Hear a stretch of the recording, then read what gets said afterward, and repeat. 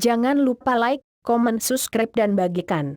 Klinik Pusaka Banten, konservasi literatur dan naskah Islam klasik serta benda pusaka Banten. Ikuti informasi berikutnya tentang sejarah dan budaya Banten. Laporan investigasi kasus jurnalis Spelman setelah melakukan adu domba di Banten. Menurut catatan Eropa dikutip dari berbagai sumber.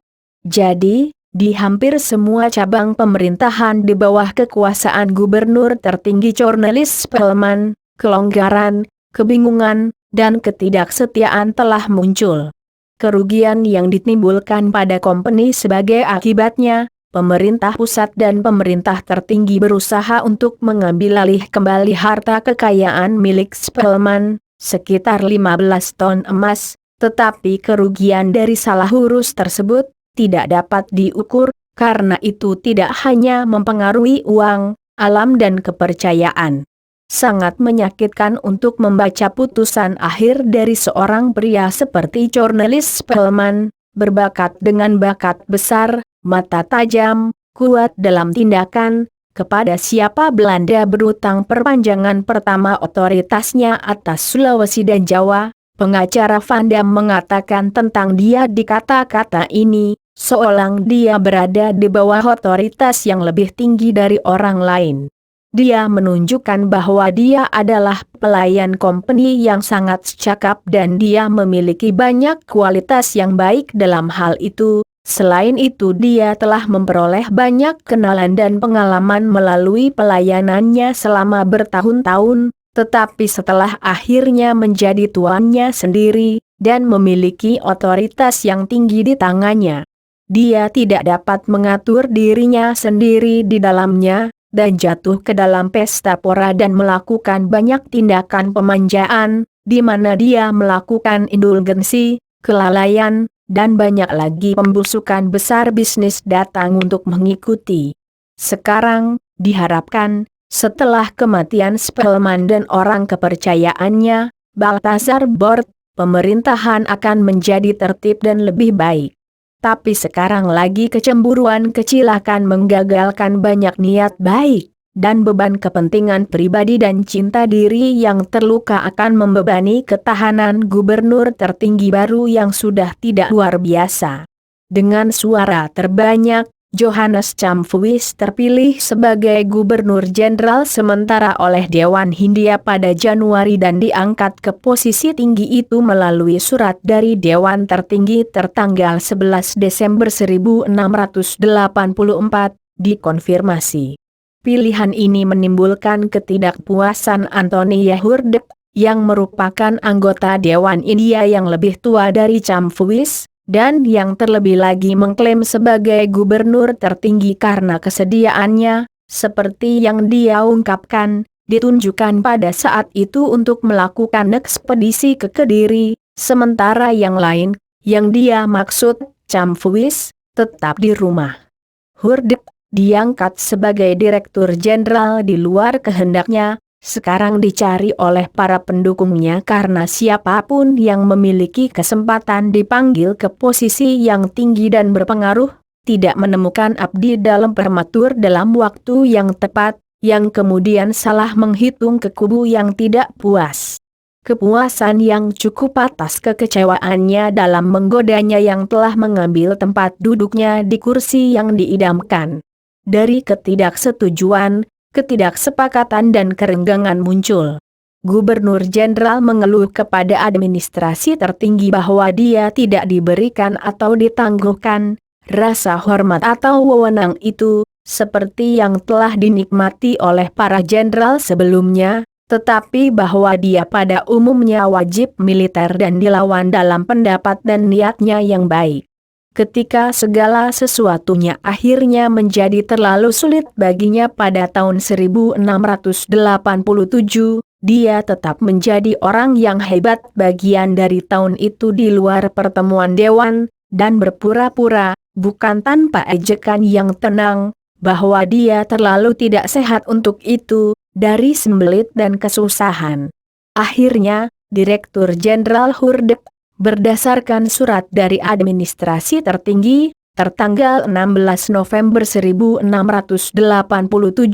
untuk mengosongkan kursinya dan menyerahkan perkemahannya di meja tinggi, jauh lebih tidak terhormat daripada yang pernah didudukinya di Berantas. Ketidaksepakatan itu tidak sepenuhnya diselesaikan dengan penarikan kembali Hardep, dan selama Camfuis memegang jabatan tingginya, dia harus bergulat dengan banyak penentangan terhadap banyak hal dan merugikan company. Ketika berita tentang manajemen ceroboh yang dilakukan oleh Spelman dan ekses berlebihan lainnya tiba di Belanda, Dewan Tertinggi telah disiapkan untuk beberapa waktu untuk penyelidikan umum, lebih khusus di kantor Hindia Barat, di Bengal, Coromandel, Ceylon, Malabar dan Surate. Di daerah-daerah itu, bagaimanapun, Belanda sudah yakin akan hal ini. Sebagian besar pelanggaran disembunyikan, yang patut mendapat perhatian lebih dari pemerintah agung, karena dari daerah-daerah itu keuntungan bagi company adalah diperoleh hampir secara eksklusif di barat. Jadi untuk pertama kalinya seorang komisaris jenderal dikirim ke Hindia pada tahun 1684. Dengan bantuan pengacara Van Dam, kita harus melakukan penyimpangan kecil di sini, untuk mendapatkan pandangan yang lebih baik tentang pemerintahan company di Hindia Belanda, dan untuk mengetahui beberapa penyebab kemunduran yang perlahan tapi pasti jatuhnya badan perdagangan besar ini. Ketika ternyata berulang kali pemberitahuan dan teguran dari administrasi tertinggi tetap tanpa efek, ada perintah untuk Hindia, yang harus ditemukan oleh pemerintah tinggi dan mengangkat 2 komisaris, untuk dipilih dari antara hamba-hamba yang paling jujur dan cakap, yang memiliki pengetahuan penuh tentang perdagangan, juga sebagian dari hukum. Dan terutama bersifat sedemikian rupa, sehingga mereka, baik untuk kebaikan maupun untuk tidak berterima kasih dari siapapun satu, akan gagal untuk melakukan atau mencapai apa yang akan direkomendasikan kepada mereka. Para komisaris ini, begitu mereka dipanggil inspektur, setiap tahun harus mengunjungi semua kantor Hindia Belanda. Masing-masing akan memilih satu bagian untuk tujuan ini, sehingga setiap tahun semua kantor dikunjungi setidaknya sekali. Mereka diperintahkan untuk memeriksa kepengurusan, pernyataan-pernyataan dan pembukuan, sejauh menyangkut administrasi, seperti perdagangan dan pelayaran, gudang-gudang, benteng-benteng, gedung-gedung, rumah tangga dan, di atas segalanya, untuk bertindak melawan perilaku pribadi individu menonton. Dengan demikian mereka harus menggabungkan dalam diri mereka kualitas seorang bupati yang baik, seorang pedagang dan pemilik kapal yang terampil, seorang inspektur yang tajam, seorang pembangun benteng, seorang pemegang buku yang tepat, seorang hakim yang yuridis dan tidak memihak. Semua ini, dan lebih banyak lagi, yang ditentukan kepada mereka melalui instruksi, harus mereka terapkan, dengan pertimbangan matang, kewaspadaan, dan tanpa tergesa-gesa. Apa yang bisa diperkirakan dari tindakan ini terjadi? Komisaris dikirim, tetapi efek dan buah yang diharapkan tidak terjadi. Terutama karena alasan sederhana bahwa orang-orang ajaib seperti itu diberkahi dengan kualitas-kualitas yang maju jarang atau tidak pernah ditemukan. Beberapa tidak memiliki pengetahuan, yang lain tidak memiliki aplikasi, beberapa juga diterima dengan suka, kebencian atau keberpihakan. Beberapa bahkan diatur oleh direktur atau kadang-kadang disuap. Beberapa lebih merugikan daripada yang baik pada akhirnya dan kadang-kadang bahkan ada yang tidak segan-segan memfitnah beberapa gubernur di bawah kakinya untuk mengambil tempat mereka sendiri. Oleh karena itu Gubernur Jenderal Maetsuyker, yang secara manusiawi dan sebagai suatu peraturan agak skeptis, oleh karena itu pada umumnya menolak pengiriman komisaris tersebut dan tidak pernah melakukannya kecuali dipaksa oleh kebutuhan atau perintah yang lebih tinggi. Maetsuyker menilai bahwa komisaris seperti itu di atas segalanya harus setia dan berdiri teguh pada posisinya, bukan pecinta hadiah, tidak bercela dalam urusan pribadi, tulus dan berhati-hati dalam menginvestasikan informasi, berhati-hati penilaian dalam persiapannya, berwatak sederhana dan moderat, kepada kepala yang ditunjuk dia tidak boleh meremehkan. Tidak mengganggu hal-hal yang tidak perlu, apalagi dilengkapi dengan pengetahuan yang menyeluruh tentang aritmatika dan pembukuan, dan memiliki kehormatan tertentu dalam dirinya. Dan karena sekarang semua itu tidak selalu membutuhkan pertemuan dalam satu orang, dia pikir lebih baik, karena kekurangan itu, untuk alasan pengiriman komisaris tersebut ke Dewan Tertinggi. Para gubernur, direktur, dan kepala, jika mereka diperhitungkan untuk jabatan mereka, harus menjadi komisaris itu sendiri, karena jika mereka kehilangan tanggung jawab dengan menempatkan beban ini di pundak para pengunjung, maka mereka juga menganggap tindakan mereka sah dan divalidasi jika mereka tidak ditemukan oleh para komisaris.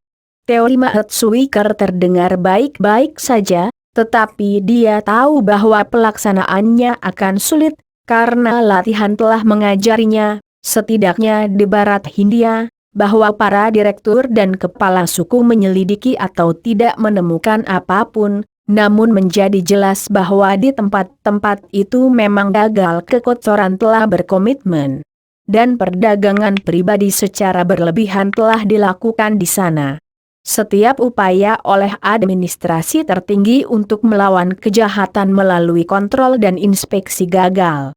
Pertama, ketika Maetsuyker menunjukkan dirinya tidak mau melakukannya, Majelis XVI sendiri menganugerahkan posisi komisaris atau pengunjung kepada beberapa orang yang kesetiaan dan pengetahuannya diyakini dapat diandalkan. Tetapi beberapa ternyata terlalu lemah, yang lain, di antara Rijuklof van Guns ini, yang lebih muda, menyatakan diri mereka tidak mau, dengan segala macam kepura-puraan, terhadap hubungan yang penuh kebencian ini. Akhirnya, pada tahun 1680, Heren 17 memilih mantan direktur di Persia, F. Veldent, sebagai komisaris jenderal semua kantor di Hindia, tetapi sebelum pengangkatan ini tiba di Hindia, orang yang diangkat itu telah meninggal. Setelah semua upaya yang berulang-ulang tetapi tidak membuahkan hasil, Dewan Tertinggi akhirnya memutuskan pada musim gugur tahun 1684, setelah pertimbangan yang panjang, untuk menyerahkan kepada beruang Hendrik Adriaan van Rode, penguasa Mijercek, komisaris dalam gelar kebangsawanan di tanah Utrecht, yang telah lama mengabdi kepada kompeni di Hindia. Untuk mengangkat dan mendelegasikan sebagai komisaris jenderal, diberkahi dengan kekuasaan dan wewenang tinggi, dan diberi instruksi khusus mendikte dia untuk di Bengal, di pantai Coromandel, di Ceylon, Malabar, untuk mengunjungi Surate dan di Cape, untuk menemukan semua penipuan, untuk merancang ganti rugi tersebut dan untuk memperkenalkan mereka jika perlu.